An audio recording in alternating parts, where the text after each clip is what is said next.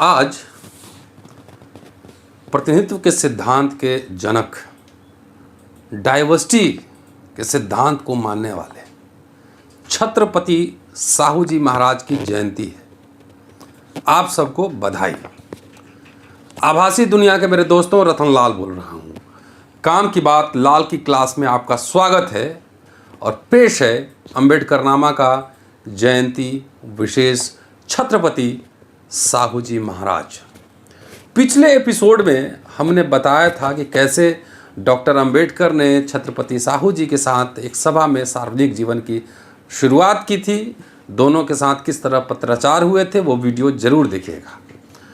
अब इस एपिसोड में मैं बताने जा रहा हूं कि 1920 में 21 और 22 मार्च को मनगांव में जो सभा हुई थी, उसमें पहले दिन अर्थात 21 मार्च को डॉक्टर अंबेडकर का शानदार भाषण हुआ था और अगले दिन छत्रपति साहू जी महाराज शिकार से लौटकर सीधे मीटिंग में गए थे और उनका भाषण हुआ था। वो भाषण मैंने आपको बताया है पिछले एपिसोड में, जरूर देखिएगा। अब मैं देखता हूँ दूसरा दिन, जो फाइनल दिन था, छत्रपति साहू जी महाराज उस सभा में उपस्थित थे। उसमें कई तकरीबन 15 प्रस्ताव पारित किए गए थे।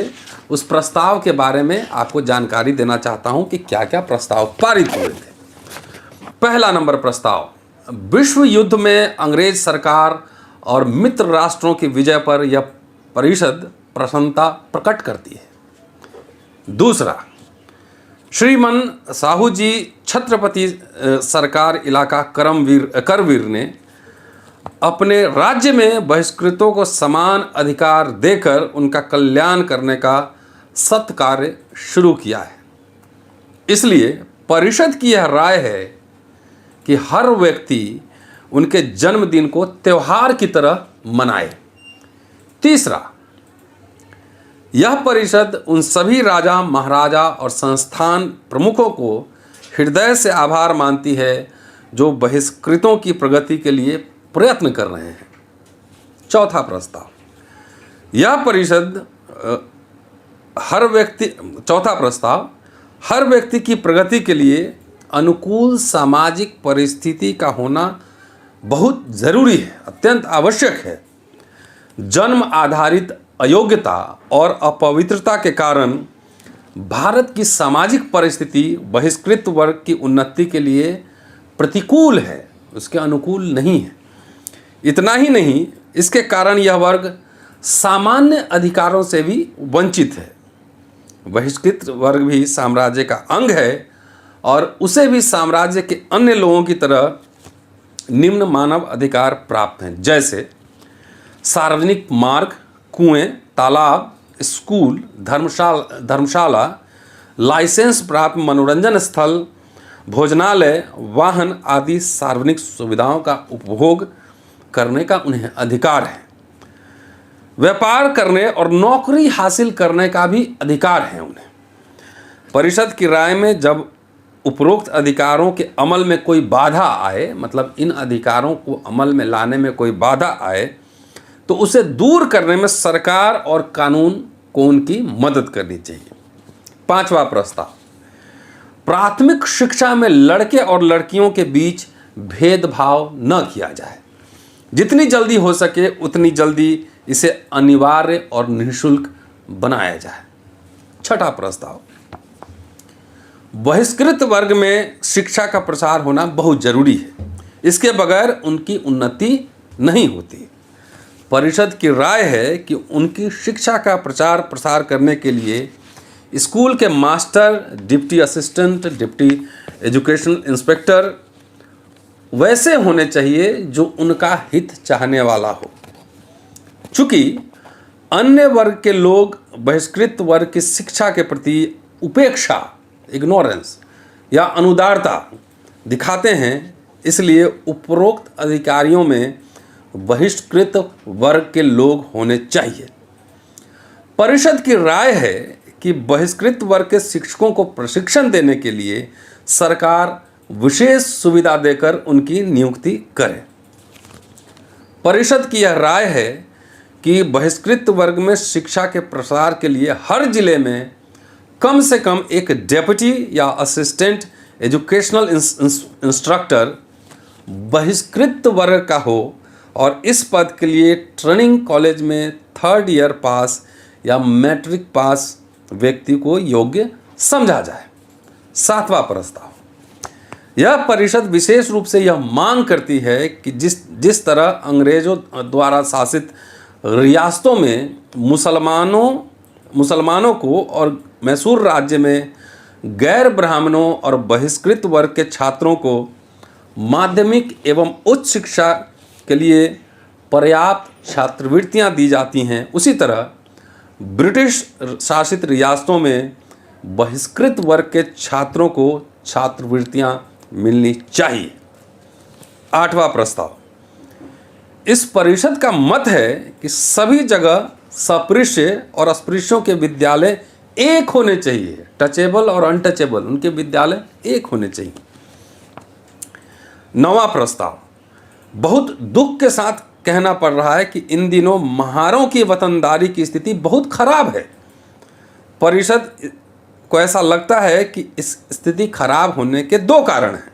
पहला कारण है महार वतनदारों को मृत पशुओं को ठिकाने लगाने जैसे कई गंदे काम करने पड़ते हैं, इसलिए उनकी वतनदारी को निकृष्ट मतलब नीचा माना जाता है।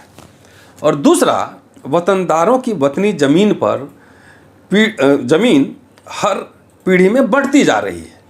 हर पीढ़ी में बढ़ती जाने के कारण जमीन के टुकड़े इतने छोटे हो गए हैं कि हर महार वतनदार को पर्याप्त फसल न होने के कारण उनकी स्थिति कंगाल होती जा रही है।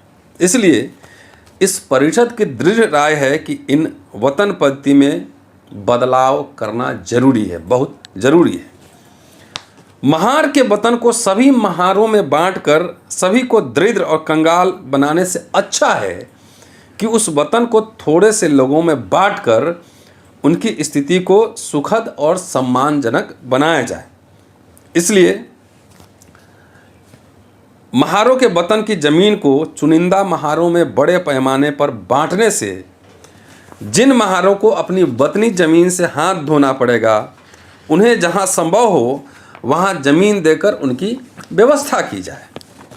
मौजूदा वतनी जमीन जिन महार परिवारों को दी जाएगी, उन पर यह शर्त लगाई जाए कि वे अपने बेटे बेटियों को साक्षर बनाएं और अपनी योग्यता के अनुसार जीवन यापन करें। इम्पॉर्टेंट बात है कि शर्त यही है कि ज़मीन मिलेगी लेकिन बेटे बेटियों को पढ़ाना पड़ेगा।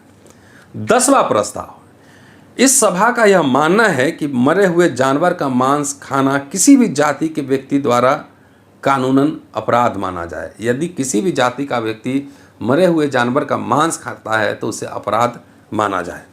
11वां प्रस्ताव, यह सम्मेलन मांग करती है कि पटवारी के पदों पर बहिष्कृत वर्ग के लोगों की नियुक्ति की जाए।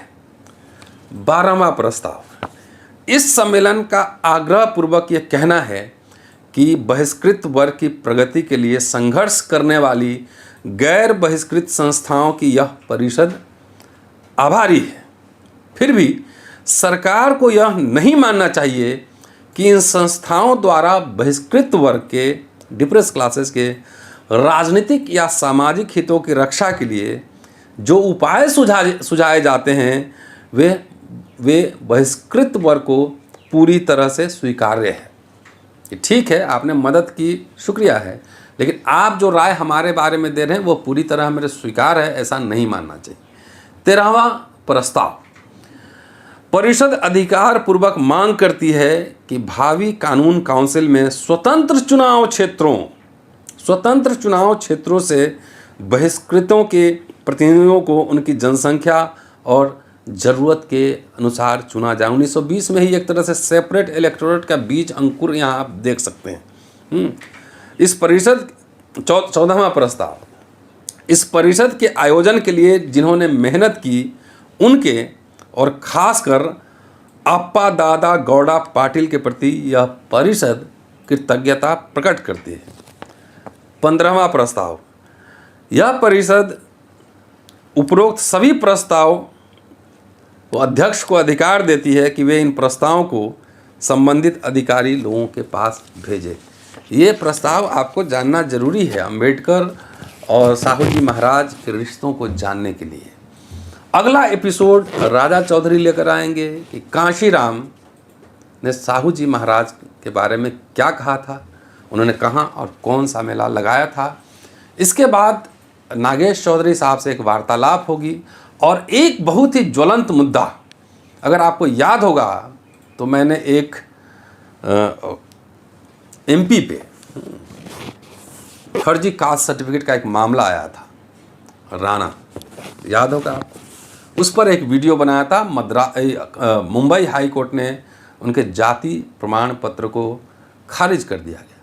वे सुप्रीम कोर्ट पहुंची हैं और सुप्रीम कोर्ट में क्या हुआ है ये जानना आपको बेहद ज़रूरी है। आज रात 9 बजे यह वीडियो ज़रूर देखिएगा। कोशिश कर रहा हूँ सुप्रीम कोर्ट के लॉयर संजय चड्ढा साहब से बात करें, उसको समझने की कोशिश करें। शुक्रिया।